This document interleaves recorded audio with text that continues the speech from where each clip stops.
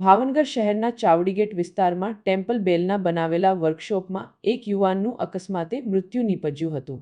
ચાવડીગેટ વિસ્તારમાં ટેમ્પલ બેલ રિપેરિંગનું કામ શરૂ હતું ત્યારે મોહમ્મદ આસિફ તેમના સગાને મળવા આવ્યા હોય આ દરમિયાન અકસ્માતે આસિફને ગંભીર ઈજા પહોંચતા હોસ્પિટલ ખસેડવામાં આવ્યો હતો। હોસ્પિટલમાં હાજર તબીબે તેને તપાસીને તેને મૃત જાહેર કર્યો હતો।